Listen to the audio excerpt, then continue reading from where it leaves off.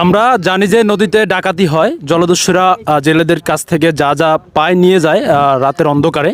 তো সেরকম একটি বাস্তব ঘটনা এই ভাইয়ের সাথে বা এই জেলে ভাইয়ের সাথে ঘটেছে।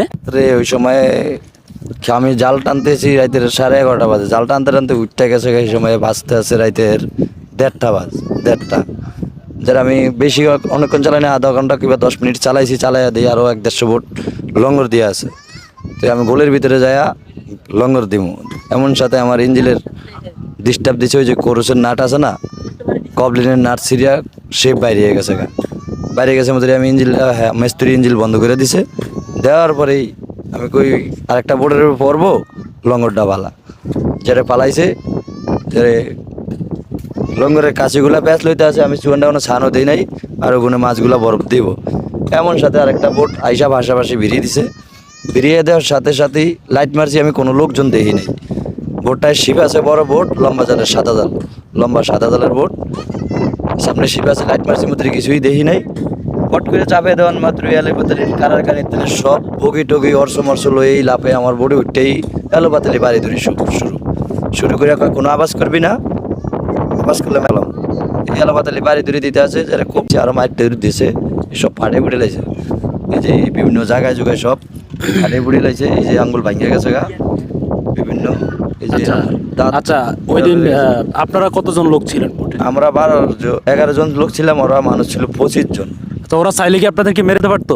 ইচ্ছা করলে মেরে ফেলতে পারতো। আমি ধর্মের ভাইটাই, তারপরে আমার কোনো বাবুরসি আছে, হ্যাঁ ধর্মের বাবাটা বলাইছে, এও আব্বা আমাকে মারেন না। মারার পরে ছোটো বাচ্চা মানুষ তো, যারা হয়তো মনের ভিতরে একটু মায়া লাগছে, মায়া লাগার পরে ওরা কি বয়স্ক ছিল নাকি?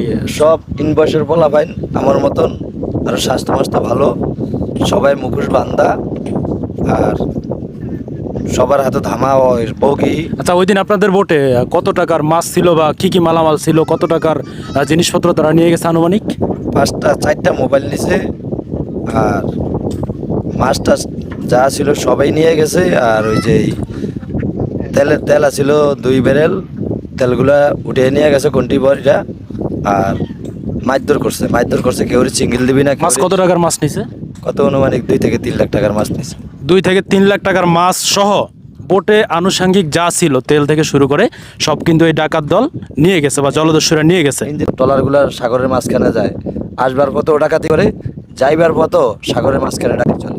তাই এই বিদায় নৌবাহিনী, কোস্টগার্ড এরা যদি পথা খারাপ নেয়, তাহলে নদীর জলদস্যু এগুলো সব বন্ধ হয়ে যাবে। তো ধন্যবাদ সবাই, শুনতে পেরেছেন আসলে কি ঘটনা ঘটেছিল।